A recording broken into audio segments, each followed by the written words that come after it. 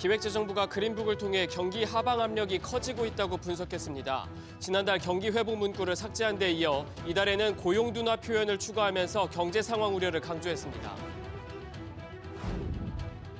윤석열 대통령이 어제에 이어 오늘도 공수처 조사에 불응했습니다. 공수처는 조금 전 윤 대통령에 대한 구속영장을 청구했습니다.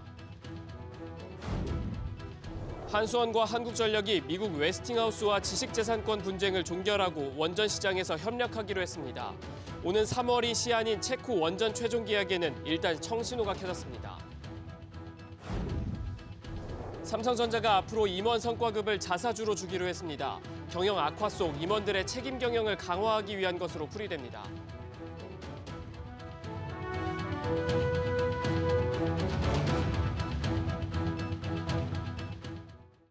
여러분 안녕하십니까? 뉴스 시작합니다. 지난 12월 비상계엄 사태 이후 우리 경제에 대한 진단이 더 어두워졌습니다. 정부가 하방 압력이 커지고 있다고 분석했는데 1년 만에 다시 고용 둔화에 대한 우려를 꺼냈습니다. 첫 소식 류선우 기자의 보도입니다. 정부는 오늘 발표한 최근 경제 동향에서 대내외 불확실성 확대에 따른 경제 심리 위축 등으로 고용이 둔화되고 경기 하방 압력이 증가한다고 요약했습니다. 전달에 있던 우려라는 단어가 빠졌습니다. 지난해 5월부터 내수가 회복되고 있다고 표현했던 기재부는 11월 내수 회복 조짐이라는 표현을 삭제했고 계엄 사태가 발생한 12월 경기 하방 위험이 증가할 우려로 이달엔 우려라는 표현을 빼며 사실상 경기 침체가 현실화하고 있다고 봤습니다. 4, 4분기 GDP가 나올 텐데 어제 통화정책 방향 회의에서 이창용 총재께서 어느 정도 가이드라인을 좀 말씀하시더라고요. 그래서 그런 것들을 참고하고 해서 저희가 우려라는 단어는 이제 뺐고. 지난해 1월 이후 처음으로 고용 둔화에 대한 우려도 담겼습니다. 실제 지난달 취업자는 1년 새 5만 2천 명 줄며 3년 10개월 만에 처음으로 뒷걸음질 쳤습니다. 특히 양질의 일자리로 평가되는 제조업 취업자가 크게 줄었고 최악의 불황을 겪는 건설업 취업자도 큰 폭으로 줄었습니다.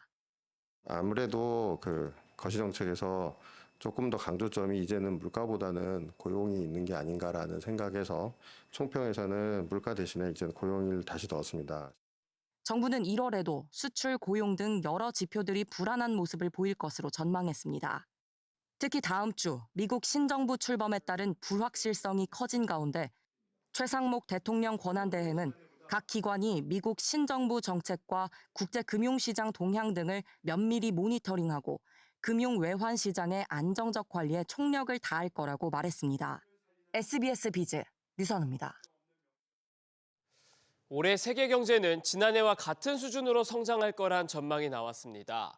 다만 트럼프 행정부가 밀어붙이는 보편 관세가 현실이 된다면 성장률은 조금 더 낮아질 것으로 분석됐습니다. 이 내용은 김환진 기자가 전합니다. And if they don't stop this poison from flooding into our country, and they can stop it from China, and I'm doing the same thing with China, we're going to tariff the hell out of them. 오는 20일 출범하는 트럼프 2기 행정부는 전 세계를 대상으로 10% 이상의 보편 관세를 부과할 계획입니다. 세계은행은 올해 세계 경제가 지난해와 같은 수준인 2.7% 성장할 것이라고 밝히면서도 보편 관세가 현실화될 경우 성장률이 최대 0.3%포인트 내려갈 것으로 예상했습니다. 또한 물가 상승률 둔화와 통화정책 완화가 선진국과 신흥, 개도국 경제를 뒷받침하겠지만 코로나 등 지난 몇 년 동안 잇따른 외부 충격 피해를 상쇄하기에는 부족해 상대적으로 낮은 성장세를 보일 것으로 관측했습니다. 세계은행은 정책 불확실성 확대와 무역 정책의 부정적 변화, 지정학적 리스크 확산 등을 성장을 짓누를 요인으로 꼽으면서 미국은 고용시장, 소비심리 둔화로 올해 2.3%, 내년 2% 성장할 것으로 전망했습니다. 중국은 지난해보다 0.4%포인트 낮은 4.5% 성장을 예상했는데 내수 전반의 약세를 배경으로 들었습니다. 유로존은 투자와 무역 개선으로 1% 성장할 것으로 예측했습니다. 개도국은 올해 4.1%, 내년 4% 성장할 것으로 예상됐는데 세계은행은 투자 부진과 보호무역 등 여파로 개도국의 향후 25년은 지난 25년보다 더 힘들 것이라고 분석했습니다. SBS 비즈 김한진입니다. 윤석열 대통령의 체포기한이 임박한 가운데 이 공수처가 구속영장을 청구했습니다. 윤 대통령 측은 법원에서 부당함을 밝히겠다고 강조했습니다. 취재기자 연결합니다. 우영준 기자. 네, 우영준입니다. 네, 윤 대통령에 대한 구속영장이 청구됐죠. 네, 방금 들어온 소식인데 체포 시한 약 3시간 정도를 남겨두고 공수처는 결국 윤 대통령에 대한 구속영장을 청구했습니다. 구속영장을 청구한 법원은 앞서 2차례 체포영장이 발부됐던 서울 서부지방법원입니다. 구속영장이 청구되면 법원에서 영장실질심사 기일을 잡을 예정입니다. 체포 피의자에 대해서는 주말에도 심사를 진행할 수 있기 때문에 이르면 내일 심사가 열려 늦어도 모레 결과가 나올 것으로 예상됩니다. 만약 윤 대통령이 구속될 경우 헌정사 첫 현직 대통령 체포에 이은 구속이라는 불명예를 떠안게 됩니다. 윤 대통령이 영장심사에 직접 나섭니까? 앞서 윤석열 대통령 측 석동현 변호사는 기자들과 만나 윤 대통령의 구속영장 실질심사 출석 여부에 대해 구속영장이 청구된 이후에 결정하겠다고 말했는데 결국 청구가 됐으니 곧 입장이 나올 것으로 보입니다. 석 변호사는 또 영장심사에 나가서 내란 혐의가 부당하다는 점을 설명할 예정으로 윤 대통령이 현직 대통령이자 국가 원수라는 점을 강조하고 도주 우려가 없다는 점까지 법원에 설명하겠다고 말했습니다. 석 변호사는 오늘 서울구치소에 구금된 윤 대통령을 접견했는데요. 대통령이 폭력적인 체포가 가져올 부정적인 여파를 많이 걱정하고 있다면서 대통령은 구금됨으로 인해 말할 수 없는 불편한 위치에 있지만 이런 일은 대수가 아니라고 생각하신다고 이렇게 전했습니다. SBS 비주 우영준입니다. 한국 수력 원자력이 글로벌 원전 수출의 최대 걸림돌인 미국 웨스팅하우스와의 지식재산권 분쟁을 마무리했습니다. 글로벌 원전 시장에서 협력하기로 했는데요. 오랜 분쟁의 마침표를 찍으면서 오는 3월 체코 신규 원전 수출 최종 계약 가능성이 커졌습니다. 박연신 기자가 보도합니다. 지난 2022년 10월 미국 원전 기업인 웨스팅하우스는 미국 법원에 한국 수력 원자력에 대한 소송을 제기했습니다. 한수원이 체코에 공급하려는 최신 한국형 원전 APR-1400이 웨스팅하우스의 원천 기술을 기반한 것이기 때문에 미국 정부 허가 없인 수출이 불가하다는 이유에서입니다.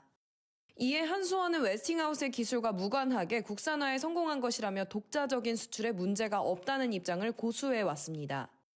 이렇게 2년 넘게 진행되어 온 분쟁이 양사 합의에 의해 종료됐습니다. 안덕근 산업통상자원부 장관은 이번 분쟁 종결을 적극 환영한다며 지난 8일 한미 정부가 체결한 원자력 수출 MOU와 함께 협력 기반을 마련한 것이라고 평가했습니다. 다만 이번 협상의 구체적 내용은 상호 비밀 유지 약속에 따라 공개되지 않았지만 업계에서는 로열티 지급이 이루어졌을 것으로 보고 있습니다. 양쪽에서 합의했다는 것은 양쪽에서 한 발씩 물러났다는 거죠. 일부 대금에 대한 지급이 있었던 것으로 추측할 수 있습니다. 이번 지식재산권 분쟁 종결에 따라 글로벌 원전 시장에서의 우리나라 입지는 더욱 넓어질 것으로 보입니다. 당장 오는 3월 24조 원 규모의 체코 두코바니 신규 원전 건설의 최종 계약을 앞두고 있는 상황이기 때문입니다. 여기에 우리나라 원전 부품업계의 일감도 늘어나면서 원전 생태계와 공급망도 확대될 것이라는 관측이 나옵니다. SBS 비즈 박연신입니다. 삼성전자가 임원 성과급을 자사주로 지급하기로 했습니다. 책임 경영을 강화한다는 취지입니다. 취재기자 연결해서 들어봅니다. 김동필 기자, 삼성전자가 초과이익 성과급, 그러니까 OPI를 주식으로 지급하는 거죠. 처음이죠. 네, 그렇습니다. 삼성전자는 오늘 사내 게시판에 임원에 대한 OPI의 일부를 자사주로 지급하는 내용을 공지했는데요. OPI는 사업부 초과이익의 20% 한도 내에서 매년 한 차례 지급하는 성과급 제도로 자사주로 지급하는 건 처음입니다. 상무부터 등기 임원까지 직급에 따라 성과급의 50에서 100%를 자사주로 선택해야 하는데요. 상무는 50% 이상, 부사장은 70% 이상, 사장은 80% 이상, 등기 임원은 100% 자사주로 선택해야 합니다. 이 주식은 내년에 지급되는데 지급 당시 주가가 하락하게 되면 지급 수량도 줄어듭니다. 또 부사장 이하는 지급일로부터 1년, 사장단은 2년간 받은 주식을 매도하지 못하게 했습니다. 이 같은 결정은 책임 경영을 강화하기 위함으로 풀이되는데요. 이번 성과급을 주가와 직접 연계해서 주주 중시 경영 기조를 확대한다는 의지로도 해석됩니다. 또 삼성전자는 이 같은 성과급 주식 보상 제도를 내년 일반 직원에게도 선택적으로 적용하는 걸 검토 중인 것으로 알려졌습니다. 사업부별로 OPI 지급률도 확정됐죠. 네, 그렇습니다. 작년 빈봉투를 받았던 메모리와 파운드리와 같은 DS 부문은 대부분 14%로 책정됐고요.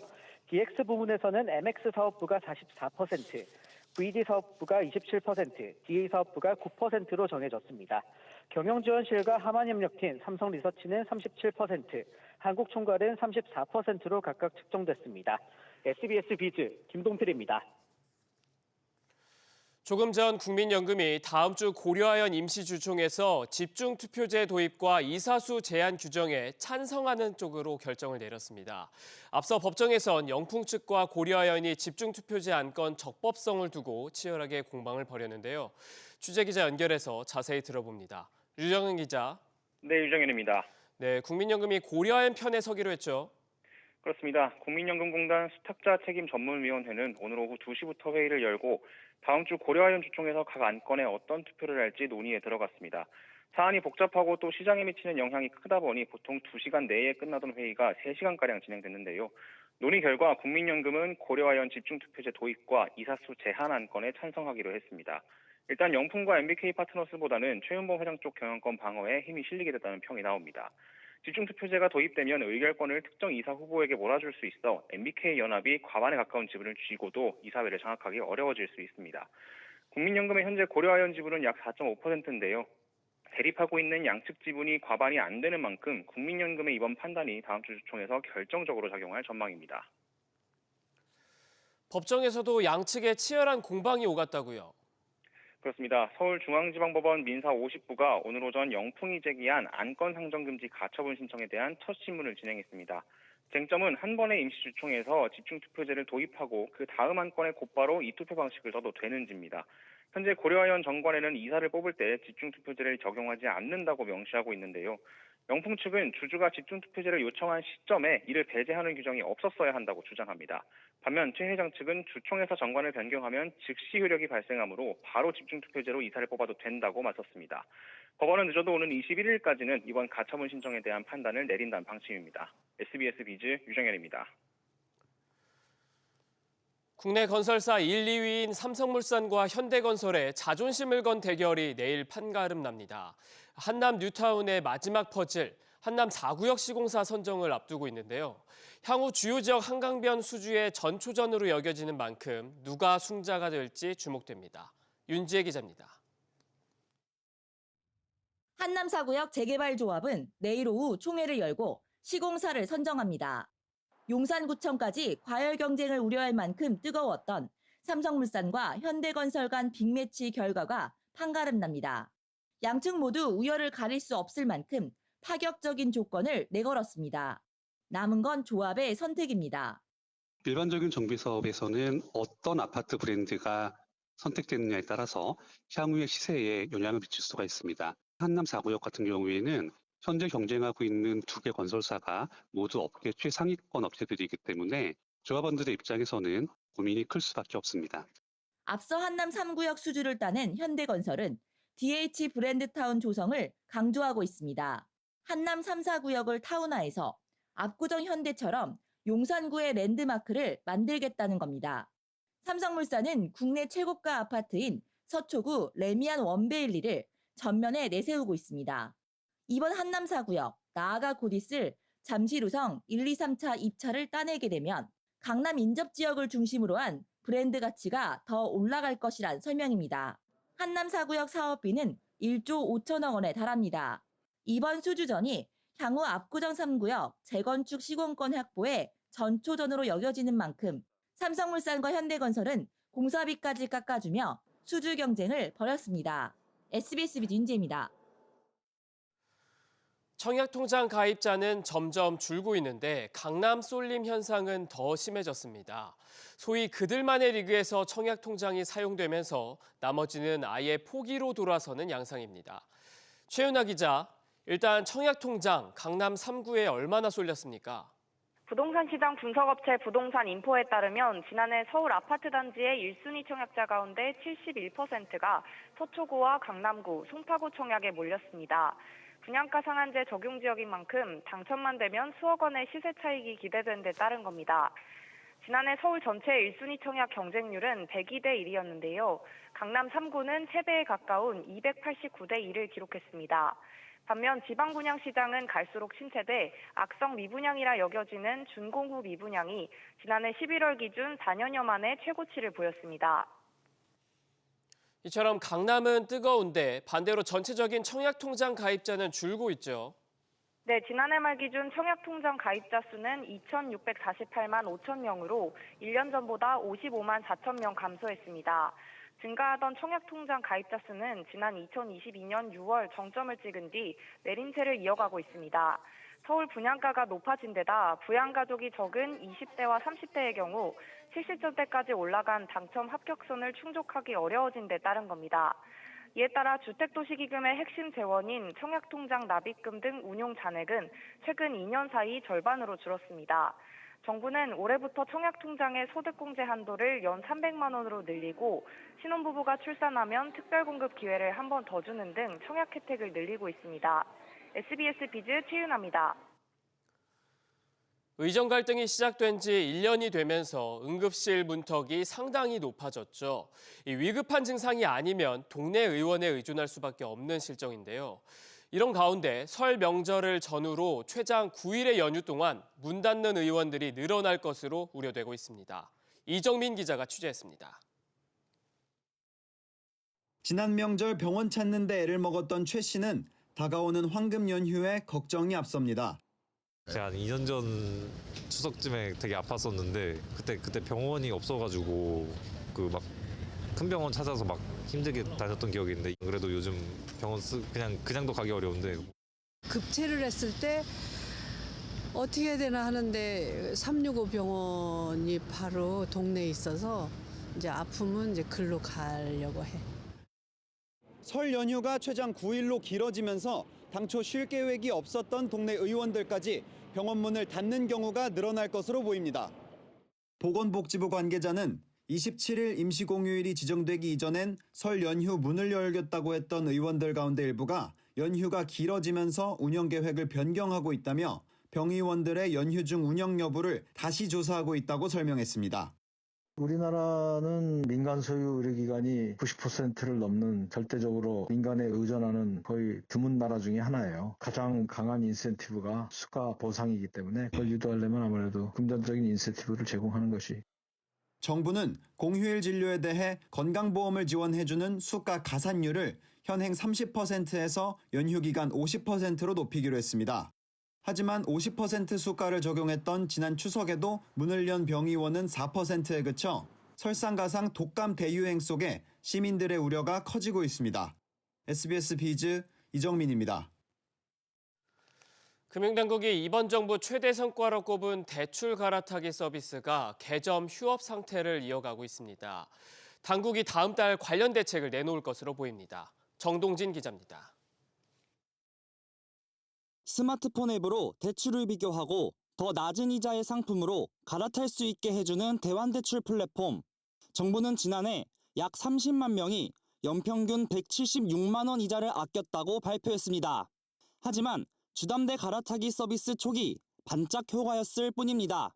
이정문 더불어민주당 의원실 자료에 따르면 지난 12월 기준 주택담보대출에 대한 대환대출 인프라 이용액은 504억 원으로 2월 대비 34분의 1 토막이 났습니다. 분기별로 놓고 봐도 지난해 4분기 이용액은 1분기 대비 15분의 1 수준이었습니다. 서민들의 급전 창구로 금리 수준이 높은 신용대출도 연말 들어 실적이 절반으로 떨어졌고 전세대출 역시 4분의 1 수준으로 급감했습니다. 정부의 대출 규제 속에 은행권 금리 경쟁이 멈추고 연말에는 상당수 은행이 비대면 대환대출 취급을 중단했기 때문입니다. 정치권에서도 작년 하반기부터 대환대출 취급 축소에 대한 우려가 나왔습니다. 현재 고금리 장기화와 경기 불황이 지속되는 가운데 금융 소비자들의 이자 부담을 줄이기 위해서 금융당국은 대환대출 인프라의 본래 취지를 살리기 위한 대책을 강구해야 할 것입니다. 하지만 금융당국은 대책을 내놓지 못했습니다. 금융당국 관계자는 가계대출 총량 관리와 대환대출 인프라 활성화가 한 목적이 상충하는 측면이 있다며 딜레마에 빠졌음을 인정했습니다. 정부가 올해도 강경한 가계부채 관리 기조를 유지하겠다고 예고한 가운데 금감원 관계자는 대환대출 활성화 방안까지 담긴 올해 가계대출 관리 방향을 다음 달 업무계획 발표에서 밝힐 것이라고 말했습니다. SBS 비즈 정동진입니다. 저축은행 업계 경영 악화가 지속되는 가운데 저축은행 사태 이후 처음으로 희망퇴직을 실시하는 사례가 나왔습니다. 업계 7위 페퍼저축은행이 전 직원 대상으로 희망퇴직을 진행 중인 것으로 확인됐습니다. 자, 오수영 기자, 저축은행은 시중은행들처럼 매년 희망퇴직을 받진 않는데 참 이례적인데요. 네, 페퍼저축은행이 지난주부터 이번 주 초까지 전 직원을 대상으로 희망퇴직을 접수하고 어제부터는 이후 절차를 진행 중인 것으로 확인됐습니다. 연령이나 연차에는 제한이 없고 근속연수 무관하게 위로금으로 기본급 1년치를 받고 퇴직하는 조건인 것으로 파악됐습니다. 페퍼저축은행은 체질 개선을 통해 새로운 도약을 하기 위해 결정했다면서 직원들에게도 새로운 기회를 제공한다는 차원에서 완전 자율적으로 신청을 받았다고 설명했습니다. 업계에 따르면 페퍼의 희망퇴직 접수는 지난 2011년 시작됐던 저축은행 사태 이후 처음입니다.